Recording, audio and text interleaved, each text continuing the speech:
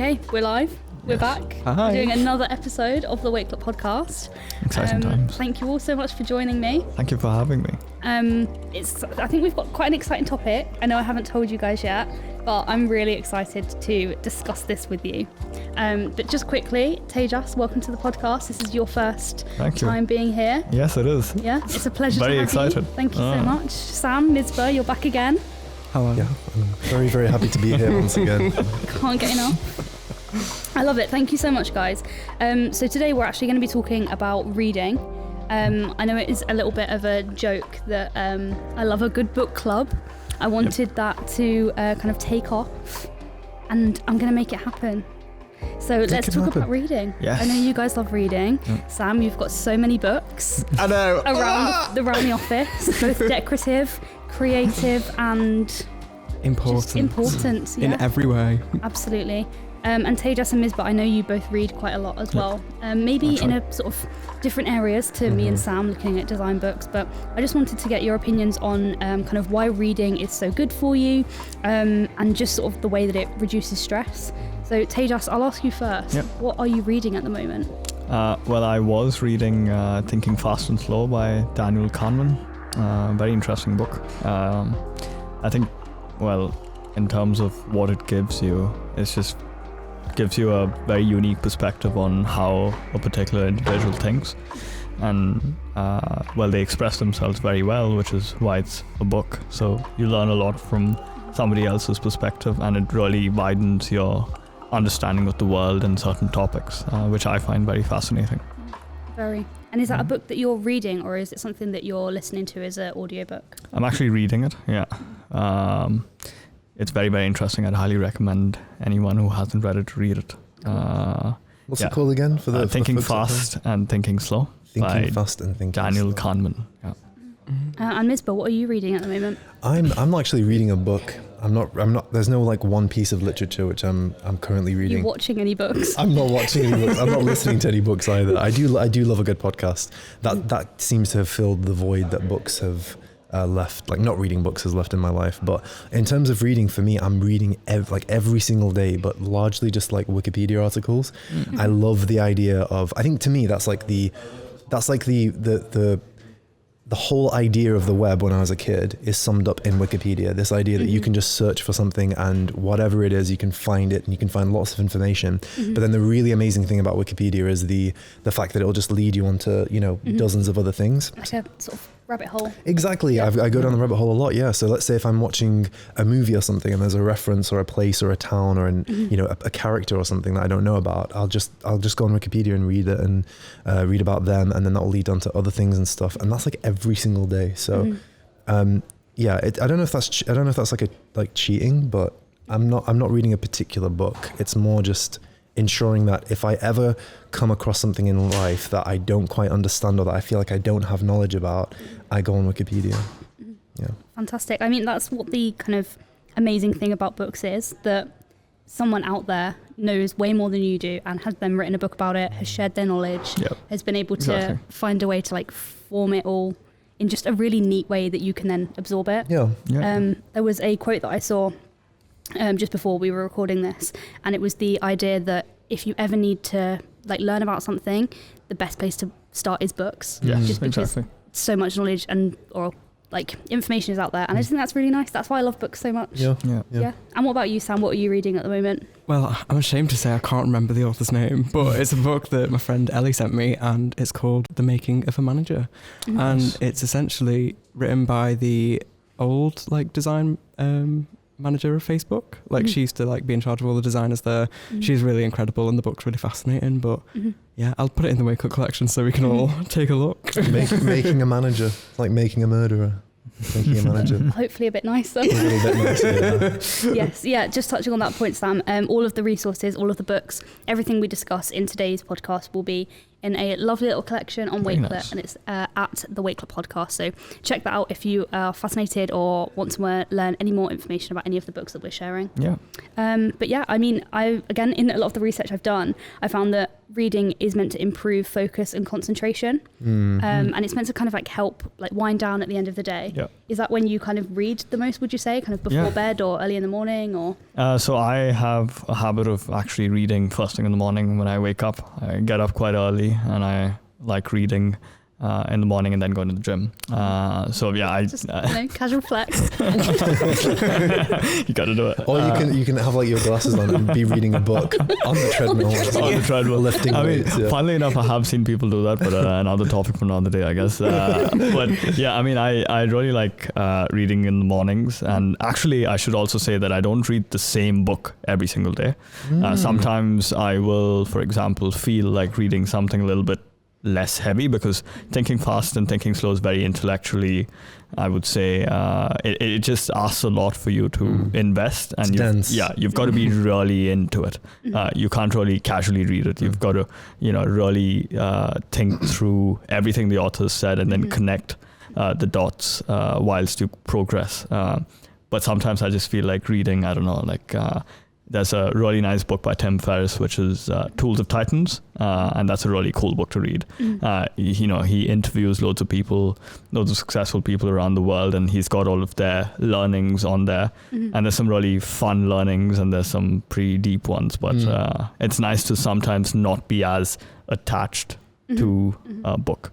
So, do you ever find yourself rereading the same books as well? Is Oh there yeah, a book a that you've lot. read like 10 times over? Yeah, the one book that I've read many times is by Dale Carnegie, which is, I mean, the title doesn't suggest what it really says, but it's How to Make Friends and Influence People. It's one of the best books I've ever read. Like amazing insight into human psychology and how to just make sense of people's interactions. I have reread that book quite a few times. And I think every time I reread it, there's new elements of it that I learn about. And that's the fascinating thing about rereading a book. There's so many things that you miss, I feel personally, that you pick up on the second time, the third time, the fourth time. There's always something new, and it's like... Do you know what I think it is? I don't think that you're picking up on something new. I think that you're a different person than you were when you first read it. Right. So then you can start applying things to your life and relating to them in ways which you might not have. Yeah, that's a very interesting way of looking at it. Constantly learning new experiences, being in situations you haven't been in before. And then that connects to a passage in the book that you maybe skipped over. Yeah, exactly. Maybe that is actually a very nice point, because perhaps I didn't empathize with some of the points that he made the first time I read it. But the second or third time I did with certain other points because of experience. That's very plausible. I definitely have reread books. And I mean, touching on psychology, that's something you're really interested in as well, isn't it? Is there any psychology books that you can think of that you've read, or things that you'd recommend to anyone? To be honest with you, I think that like anything that you want to learn about in terms of psychology, you can find it online. You can find it on Wikipedia. You can find them I'm not sponsored by Wikipedia. It's most of the things which I've like picked up, like like psychological concepts and things have been, on Wikipedia. And the good thing about that is that even though they're a little bit more like formal and there's no real kind of spirit in a Wikipedia article, in the same way that might be in a book, like you're not really getting the author's opinion so much as you are just getting raw information. I think it's a good starting off point. So like in the past, I've, found things which I'm interested in on Wikipedia, and then because of that, when you look at the references, for example, of like where stuff has been referenced, then you can go ahead and actually look at the book and discover more. But a really interesting book which I read a while back now, I'm doing on years and years and years, is a book by Robert Greene called The 48 Laws of Power. And it's interesting because like a lot of people give it like this rep where it's like a manipulative book where you can manipulate people and that kind of, and it's not. It's not really 48 laws of power. It's more like 48 observations on human nature and human behavior and things. And there's lots of really interesting things that I've adopted that aren't manipulative in nature, but are more just like for example, the idea that somebody who does you a favor, if you ask somebody to do you a favor, then they're more likely to do you more favors in the future. Another thing is like how people love when you come to ask them advice, you know, like because it makes them feel valued. Just things like that aren't manipulative but are, you know, interesting. So yeah, I'd recommend that one to people, and it's nice as well because it's just like there's just chunks. So he'll have like a concept, and then he'll back it up with like a little story from history or like a fable or something. Back. Yeah, it's an interesting book. Robert Greene, I think. Yeah, it can come across as manipulative sometimes in some of his books or some of his chapters, but he does sort of go back into history or way back in time and really pull out situations. Yeah, it's probably kind of how you use that information as well. Yes, if you were trying to use it to be manipulative, then you can kind of make it that. I mean, he's a very smart guy though. Yeah, I mean that really comes across. He's very, very. He really had a talent to analyze situations and pull out human psychology and some reasoning behind why certain things were done. Yeah, very interesting as well, Robert Greene. Very interesting. And just going to the point before about sort of rereading books, we do that quite a lot, don't we, Sam? With the graphic design books. Yeah, definitely. You've decorated it, it's lovely. We can access our little library whenever we want. And there are times when we've got projects and we'll look at the same books, and like Teijas said, you kind of pick up different things depending on what you're working on. Yeah, so I got that collection of graphic design books when I was at uni because it's not like a traditional library in the sense that you don't kind of read through one book and then you move on to another one. It's more useful as a source of information. It's literally having like constant inspiration for a different project. You know, there's different books for different things, and we can just pick one up, have a flick through, and one thing might catch our eye, one concept or one idea. And it's just really nice to have that because the internet, things get lost. Yeah. And you know, Wakelet plug. You know where that's going. But you know, it's having like a physical thing that you can take the time to flick through and really invest yourself into, like enjoying. You can find some real gems that people have curated. I had a question though. Like when all of you read, I have this habit of, I used to take a lot of notes. Slows down the reading, but it increases the processing of the information. Then I stopped doing that, and I do this new thing where I take voice notes while I read. Interesting. On like a dictaphone. Note to self. on my iPhone.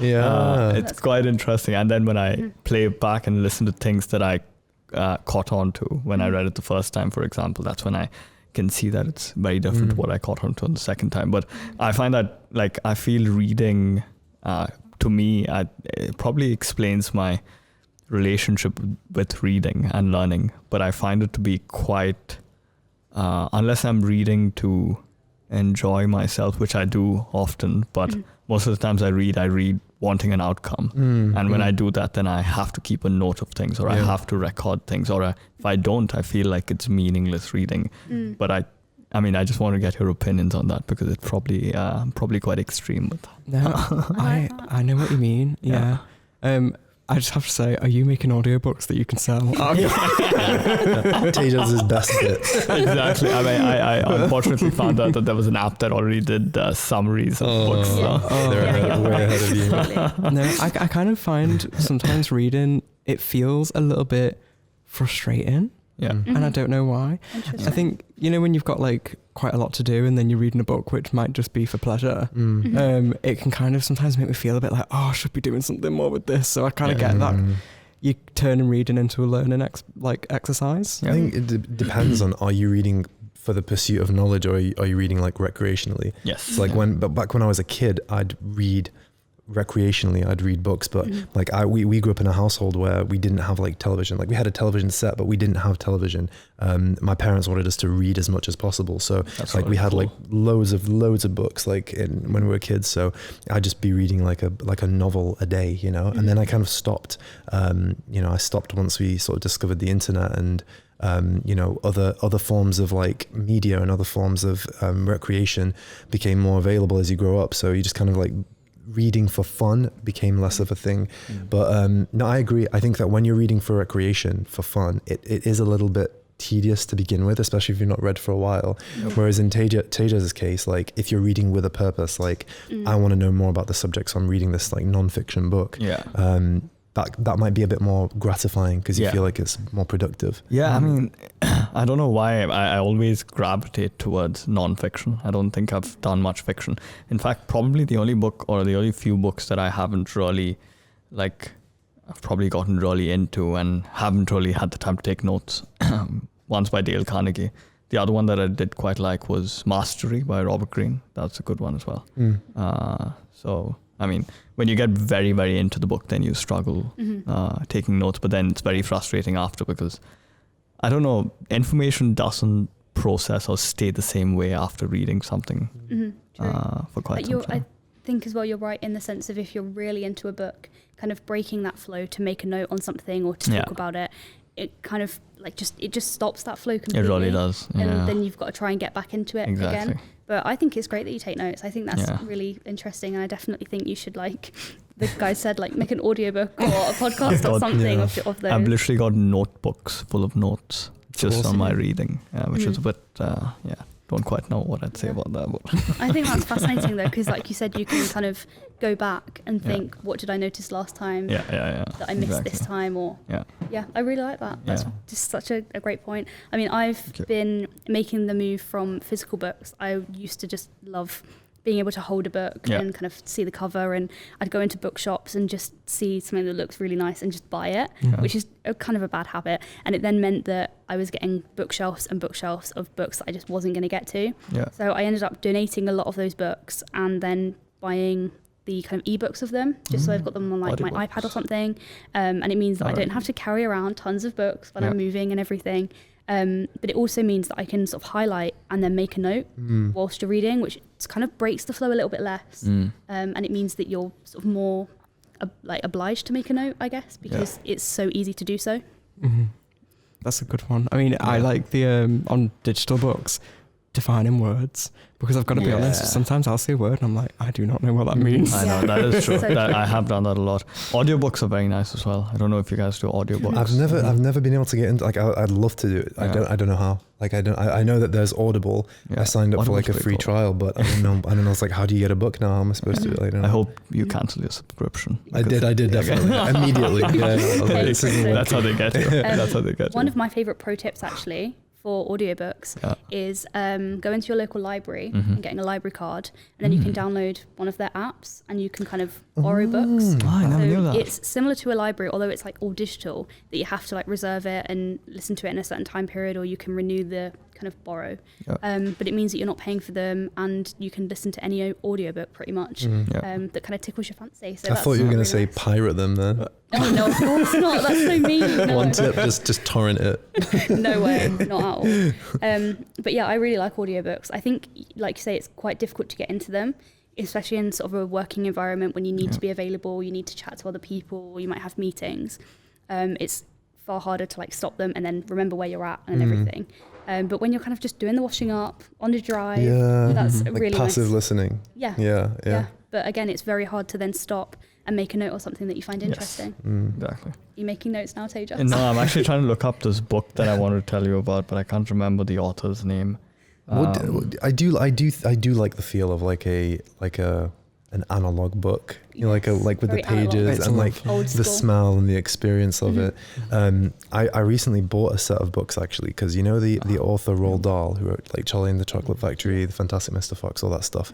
I kind of looked at you then as if to be like, who? But I definitely of course, knew who. yeah. I promise. So he did a bunch of like books for adults as well that are like amazing, like really interesting. Each one of them has like a twist, and they're like short stories basically. So I used to read them in college and love them. And just recently I found like a real bargain online where it's like every single one of them at a really good price. So I bought one for me and then a set for my friend as well, who it was the first one of the first gifts I've given. I was gonna like get them because they sound amazing. Yeah, he was really appreciative because it was just out of nowhere. But when I received them, I was like, oh, this is such a blast from the past. I remember in my college days, and I was like, I'm just gonna buy one for Michael as well. So then I sent it over to him, and he loved it. He was like, this is such a surprise. But I think there's something more intimate, I think, and like comforting reading a book before bed, you know, rather than staring at a screen. True. Very good point. And just touching on that point of giving books as gifts, I think they make excellent gifts. They do. I agree. It is really difficult because then it's like, I said before, it's difficult to like carry them around. It's obviously a physical object. You've got to find like a little home for them in your home. But they just make such wonderful gifts. They do. They are just beautiful Yes, objects, I yeah. think. They Just are. something about books are so poetic. I don't know. It's- Sorry. I was just going to say they're really sentimental. Like when you, Yes, especially if you gift a book and it's a book that means a lot to you or to the person, and you write a little message in the front. Mhm. Yeah. I love finding a totally agree. second-hand book with a message in it because I'm like, Yes. someone gave this as a gift. Yeah. It's There's lovely. a second-hand book kind of store, if you like, in South Bank or on South Bank in London, and that's all second-hand and kind of like a little market vibe. And someone I went to school with went there and got some books for their course, and they opened it to find that it was all like annotated and everything, and it turns out it was annotated by the author, which I think is like even more That's incredible really- because you're kind of getting amazing. their thoughts on the book that they wrote, which is like kind of bookception in a Yeah, you could get a PhD with that, couldn't they? Yeah. Come on. Yeah. That's really kind cool. of like in Harry Potter when Professor Snape's book, Harry finds that and is able Yeah. to like make all of the potions and stuff. Yeah. Harry That's Potter, really which is cool. also a book. Yeah. It's like bookception, Yeah. books everywhere. Full circle. Did you remember that book you wanted to tell us about? Yes, Harry it's, Potter. I wish it was Harry Potter. It'd be a lot more fun than what I'm going to say. But it's *Sapiens* by Yuval Noah I've Harari. heard of this, yeah. Amazing book. Yeah, I mean, I've I'd heard of highly, highly recommend it. It's such an amazing book. Actually, if you're interested in psychology, you'd really enjoy it. It's he traces back into history our evolution, but he traces it back in a very unique perspective,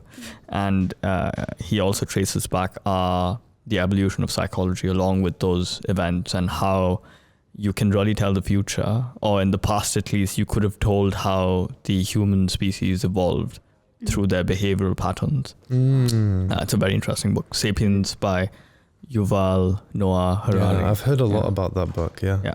Isn't, Amazing do, book. do you find it interesting how books can be controversial as well? Oh I yeah, mean, 100%. Like, and you can have, the books can be banned. Like, whenever there's like a dictatorship or like a takeover or like a regime change or something, a lot of the time in the past, the first thing they do is like have these book burnings. Yeah. Because they know how powerful ideas can be. Quite Yes. often they burn all the books before like True. they got rid of weapons and stuff, just because ideas are way more powerful. And yeah, I like the idea that books can be like really, really powerful to the point where they get banned and Yeah. like, burn and stuff. Yeah, that's what I was sort of trying to say as well, with how powerful a perspective can be. Authors, through their words, can really infiltrate the human mind and make you want to think a certain way. And I think not everyone has that capacity to do it, but some people do it really, really well. And yeah, those are the sort of books I think you can learn a lot from, but also be brainwashed Very with. well. Yeah. Yes, of course. I found some research as well that suggests that the amount of adults that read is actually on the decline, Very interesting. which kind of saddens me a little bit, but I do understand it because, like you were saying before, it's kind of difficult to maybe find time to read, especially if you don't really Yep. find a purpose. Very true. Do you have any pro tips for people that do want to read but are maybe finding it difficult to make time? Or would you say that your reading time is on the decline as well? I'd like to take the question first. I would like to take this. My top tip would be put your phone down and pick the book up. Because Agree. we Simple as. don't have time to read, apparently, but we have time to scroll through Instagram for 2 hours. Very nice point. Very, very nice point. Even if it's when you wake up or when you Yeah. go to bed, just switch out where you scroll through social media with reading that book. Yeah. Even if it's 10 minutes a night, it's something. Yeah, I think I you're totally right. I agree. mean, the kind of idea of just asking yourself, like, why am I scrolling? Or like, is there something else I could be doing? Oh, you're going to open up a can of worms now. Oh, no. Oh, the dangers of social media and all that Yeah. stuff. And yeah, of course. But yeah, I think you are right. It is just asking yourself that Yeah. and making the conscious effort to pick up a book. I think I agree with that. I think that if you are going to read, then make sure that it's like on a different device to your phone, because it's one of those things where it's like during lockdown, it's like you shouldn't work from your bed, because then you're going to associate your bed with work and you're not going to be able to get to sleep. Yes. Well, it's the same thing with your phone and reading. Like, if you're downloading an ebook onto your phone, that's going to be really easy for you to just quickly like minimize the screen and go onto Instagram. You're going to get notifications, all that sort of stuff. So either have like the actual book or use a separate device for your reading. Neither of which I do. Do you have any top tips, being the productivity guru that you are? I mean, Goes to the gym, makes it to daytime to read. I mean, I actually have found through failing numerous times that when you want to do a bunch of stuff and let's say you want to read, you want to go to the gym, you want to maybe do sport, if you plan it back to back, it'll probably never happen. And even if it does happen, it's not sustainable. So what I try and do is I break it up into different parts of the day. So you do, for example, working out and reading in the morning, and then I don't know, like researching something in the evening. And obviously I think something that should be an undertone that supports all of these things is that you should enjoy it, because if you don't have fun doing it, then there's no point. But then so I'd suggest if you can break it up into different segments of your day, it's actually a lot easier to manage. I've just learned it the hard way, where I used to be the sort of person that say, okay, so in the evening I want to go to the gym, and then I want to read, and then I want to do this, and then I want to do that. It doesn't work out. Even if it does, it'll probably work for like a week, and then you realize that it's not sustainable because you're just putting too much on your plate, and then you don't enjoy what you're actually doing because you're constantly thinking about the next thing. So if you compartmentalize a little smartly and you create this system where you give yourself enough time to do and enjoy something, you'll also find that it's more sustainable, and you'll probably keep to it a lot more. Touching on that point of it being enjoyable, you kind of can't put pressure on yourself to do something all the time. Like sometimes just relaxing or taking time for yourself is just as productive as answering emails or being on calls or being in meetings. So it is just sort of allowing yourself to think, I need to relax, or I need to enjoy myself and take an evening off. So you can kind of rejuvenate, re-energize yourself before tackling the next day. The hardest thing nowadays is to just do nothing. I think that like, so agree. When was the last time you felt bored? You know what I mean? I've not felt bored in years. Like there's always something to do to fill your mind. And then the problem is a lot of the stuff that you do tends to not be meaningful and has like no nourishment to it, like binge watching things that you've already seen before, or like you said, just scrolling endlessly through social media. So maybe books are a really good antidote to that. Allow yourself to feel bored and then pull out a good book. And a dumbbell in your other hand so you can work out. That's a very good point, actually, because when you kind of allow yourself to feel, because we've got so many of these, I mean, it's sort of going on a tangent, but if you, for example, you've got social media, you've got television, which are quick fixes to boredom. If you just let yourself sit in the moment a little bit more, you probably will pick up a book and enjoy it a little bit more than let's say doing something which is really quick to enjoy, like TV. Because with books as well, I think you can pick up a lot culturally. I think you can learn a very diverse perspective, but not on a superficial level, on a deeper level as well.